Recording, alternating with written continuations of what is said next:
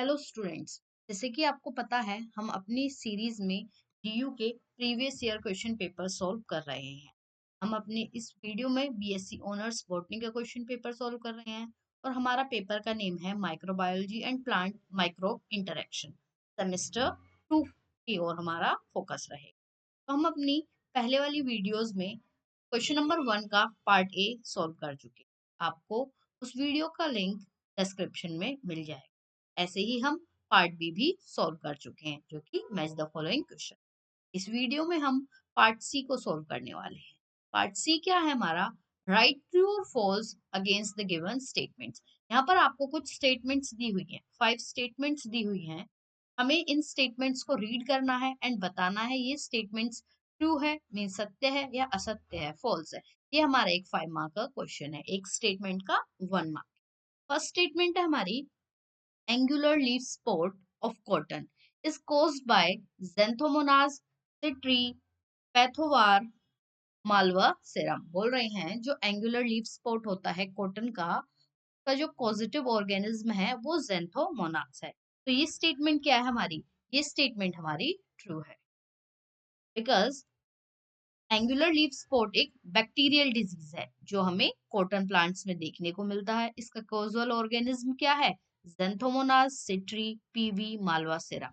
यहाँ पे इस पीवी का मीनिंग क्या है? यहाँ पर ये पीवी होस्ट स्पेसिफिक स्ट्रेन को दिखाता है और इस पॉजिटिव ऑर्गेनिज्म की वजह से जो हमारे लीव्स है उस पर एंगुलर स्पॉट्स दिखाई देने लगते हैं। इसी वजह से इसको ये नेम दिया गया है। तो हमारी first statement true. Second statement है, tobacco mosaic virus is a double stranded DNA virus. जो आपका टबैको मोज़ेक वायरस है जिसको हम टीएमवी बोलते हैं शॉर्ट में, उसका जो जेनेटिक मटेरियल है वो डबल स्ट्रैंडेड डीएनए वायरस है। तो ये स्टेटमेंट हमारी फॉल्स है, is incorrect state. Why? Because जो टबैको मोज़ेक वायरस है वो सिंगल स्ट्रैंडेड आरएनए वायरस होता है, single stranded RNA virus instead of double stranded DNA. तो जो जेनेटिक मटेरियल है वो सिंगल स्ट्रैंडेड आरएनए होता है, इसमें डीएनए नहीं होता। और ये हमारा क्लासिक एग्जांपल है जिसमें आरएनए जेनेटिक मटेरियल पाया जाता है प्लांट वायरस के अंदर। तो ये स्टेटमेंट फॉल्स हो गई। थर्ड स्टेटमेंट है, mycorrhiza is an association between a fungi and roots of higher plants। तो mycorrhiza है वो एक एसोसिएशन है, सिम्बायोटिक म्यूचुअलिस्टिक रिलेशनशिप है फंजाई और हायर प्लांट्स की। तो ये स्टेटमेंट हमारी ट्रू हो गई। व्हाई? बिकॉज mycorrhiza एक म्यूचुअलिस्टिक सिम्बायोटिक रिलेशनशिप है between fungi and higher plants. Higher plants क्या करते हैं? ये एक दूसरे को हेल्प करती है। फंगस प्लांट को वाटर और मिनरल अब्सॉर्ब करने में हेल्प करती है और जो प्लांट्स होते हैं वो फंगस को फूड कार्बोहाइड्रेट्स देते हैं। इससे दोनों को बेनिफिट मिलता है, इसलिए सिम्बायोटिक एसोसिएशन में रहते हैं। इसलिए स्टेटमेंट ट्रू हो गई। नेक्स्ट स्टेटमेंट है, Louis Pasteur discovered the Koch postulate. Louis Pasteur थे, उन्होंने कोच पोस्टुलेट्स को डिस्कवर किया था। ये स्टेटमेंट फॉल्स हो गई।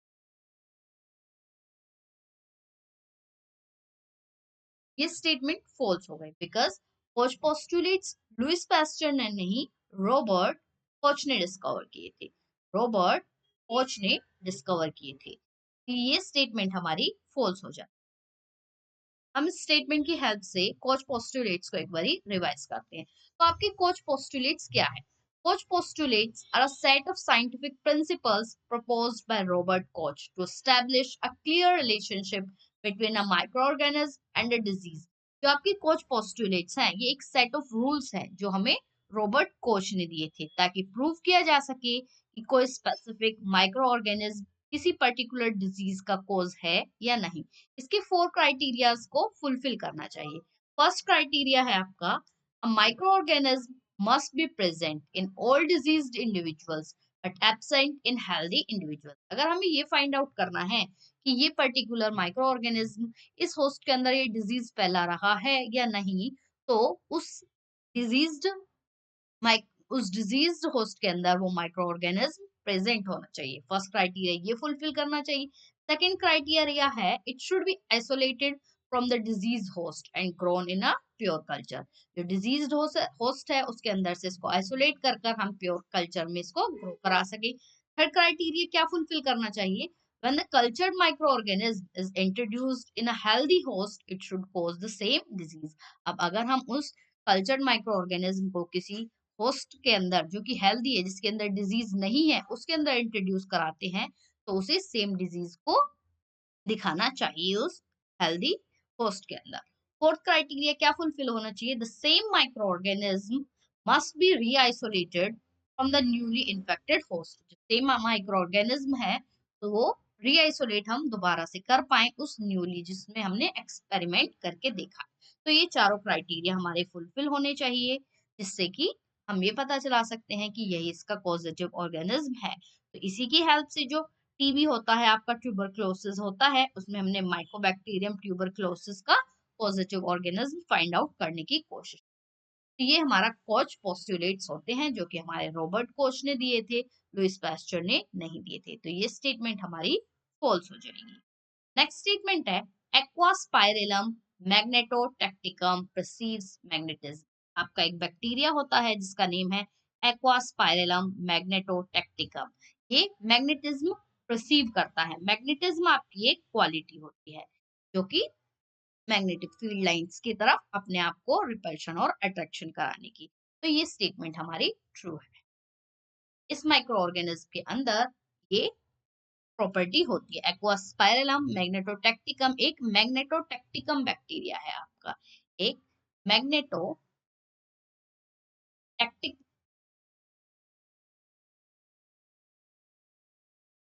बैक्टीरियम है जो अर्थ के मैग्नेटिक फील्ड लाइंस को सेंस कर मूव करता है। इसके अंदर हमें क्या मिलता है? मैग्नेटोसोम्स मिलते हैं। मैग्नेटोसोम्स प्रेजेंट होते हैं इसके अंदर। मैग्नेटोसोम्स मैग्नेटोसोम्स प्रेजेंट होते हैं। ये क्या होते हैं? आपके मैग्नेटाइट होते हैं। Fe3O4 इनके अंदर प्रेजेंट होते हैं। ये चेन की तरह अरेंज्ड होते हैं और जो बैक्टीरिया को एक टाइनी नीडल कंपास की तरह बिहेव करने में हेल्प करते हैं। ये बैक्टीरिया मैग्नेटिक फील्ड लाइंस को फॉलो करता है और इस प्रोसेस को हम क्या बोलते हैं? मैग्नेटोटेक्सिस कहते हैं। अगर हम इसका डायग्राम देखें तो इस तरीके से बैक्टीरिया के अंदर क्या प्रेजेंट होते हैं? आपके इस बैक्टीरिया के अंदर मैग्नेटोसोम्स प्रेजेंट होते हैं, आयरन कंटेनिंग पार्टिकल्स।